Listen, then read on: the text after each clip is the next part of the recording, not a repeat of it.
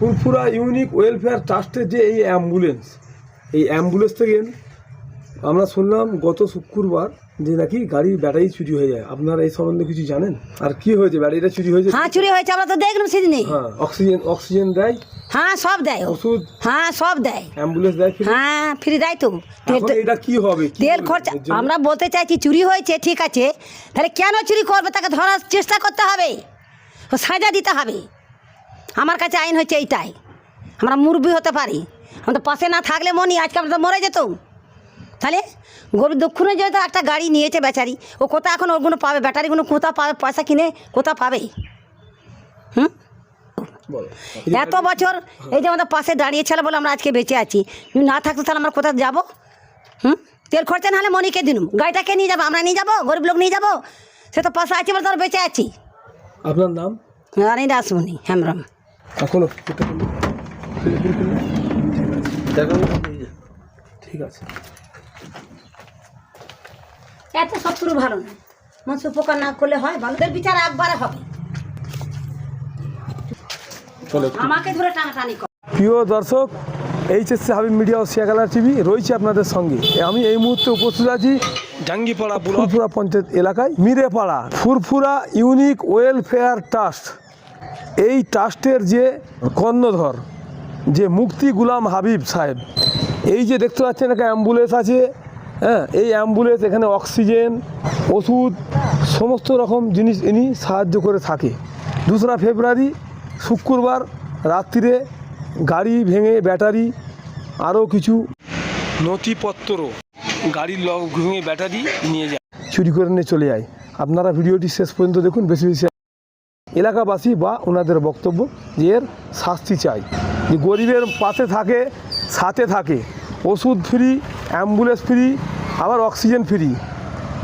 যে দেখছেন এখানে ওষুধ আছে, অক্সিজেন দেখতে পাচ্ছেন এখানে আছে। এটা হচ্ছে ফুরফুরা ইউনিক ওয়েলফেয়ার ট্রাস্ট। এই ট্রাস্টেরই মানে উনি কর্ণধর, এটা ওনার অফিস।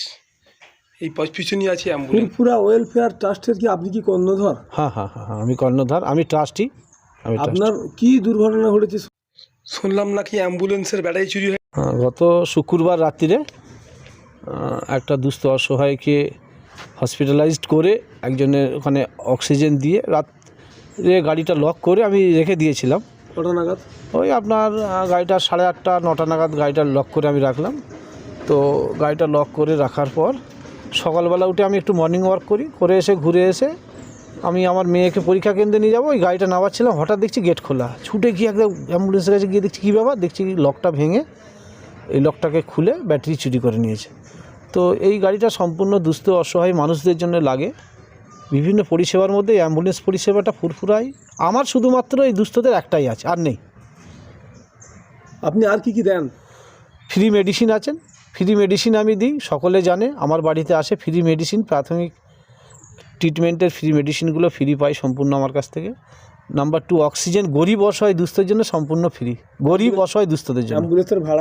অ্যাম্বুলেন্সের ভাড়া শুধুমাত্র যারা অবস্থাপন্ন লোক তাদের নেওয়া হয়, আর দুস্থ মধ্যবিত্তদের তেল আর শুধুমাত্র ড্রাইভার, আর গরিব দুস্থদের সম্পূর্ণ ফ্রি। প্রমাণও আছে, অনেক লোককে নিয়ে গেছি যে সম্পূর্ণ ফ্রিতে, এরকম প্রমাণ বহু আছে, ভুরি আছে, আপনি জিজ্ঞাসা করলে জানতে পারবেন।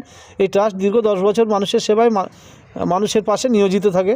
তো মানুষের জন্য কাজ করি। এত ঘাত প্রতিঘাত আমি সত্যি কল্পনা করতে পারছি না, এত ঘাত প্রতিঘাত কেন আমার প্রতি আসছে। আমি তো অসহায় অবস্থায়, যে কোনো অবস্থায়, বড় লোক, গরিব লোক, মধ্যবিত্ত সকলের পাশে যে কোনো অবস্থায় রাত বিরেতে থাকার চেষ্টা করি। এই আমার প্রতি এত আঘাত এলে আমার মানসিকতা যদি ভেঙে পড়ে, এতে কীভাবে মানুষের জন্য কাজ করব। তো এই অবস্থায় আমি চাই যে সকলে সংঘবদ্ধভাবে তীব্র প্রতিবাদ করুক। তো এই মানুষের পাশে, মানুষের সাথে থেকে এই এলাকায় একটাও এরকম ট্রাস্ট নেই। সরকারি অনুমোদিত অলস পেপার কমপ্লিটেড একটি সংস্থা, যে সংস্থার সব পেপারস কমপ্লিটেড আছে। 80G 12A অডিট আছে, 3 বছরের আপডেট, রেজিস্ট্রেশন আছে, দর্পণ নাম্বার আছে, সব কমপ্লিটেড সংস্থা। আপনি ট্রাস্টের কি কর্মধর? পরিচয়, আপনার নাম পরিচয়? আমি মুফতি গোলাম হাবিব, আমি ট্রাস্টের ট্রাস্টি যে বোর্ড আছে তার আমি ট্রাস্টি, আমার ট্রাস্টের ট্রাস্টি, কর্ণধার। হ্যাঁ, এরকম দুর্ঘটনা ঘটার পরে আপনি কি থানায় গিয়েছিলেন? দায়ের বা ডায়েরি করেছেন? আমার চুরি হয়ে যাওয়ার সঙ্গে সঙ্গেই সাব ইন্সপেক্টর প্রীতম বাবুকে আমি ফোন করে বললাম, উনি বললেন আমি ইমিডিয়েটলি তদন্ত করে দেখছি। তো আমাদের ফুরফুরা জাঙ্গিপাড়ার বড়বাবু নিঃসন্দেহে ভালো মানুষ। আমি এই প্রথম সাক্ষাৎ হলো ওনার সঙ্গে, তো আমার সঙ্গে খুব ভালো ব্যবহার করলেন, নিঃসন্দেহে ভালো কথাবার্তাও বললেন, ভালো মনের মানুষ, ভালো মানসিকতার মানুষ। উনি লিখিত অভিযোগ দায়ের করেছি, উনি অ্যাকসেপ্ট করেছেন। উনি বলছেন তদন্ত করে দেখছি আমি। আপনি তো মানুষের জন্য কাজ করেন, আমরা জানি, খবর আছে। তো আমি বিভিন্ন আইবি ফাইবি সেন্ট্রাল স্টেট সব জায়গায় খবর দিয়েছি, আপ টু আপনার রাজ্যের বিভিন্ন স্তরে খবর গেছে। তো বড়বাবু সহযোগিতা করেছেন, উনি বলছেন আমি ইমিডিয়েটলি একটা ব্যবস্থা করছি। সুরহাট ফুরফুরা ইউনিক ওয়েলফেয়ার ট্রাস্ট, এই যে মুক্তি গুলাম হাবিব ভাই আপনাদের পাশে থাকে?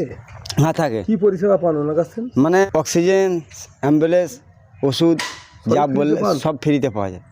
আপনার নাম? রজব আলী।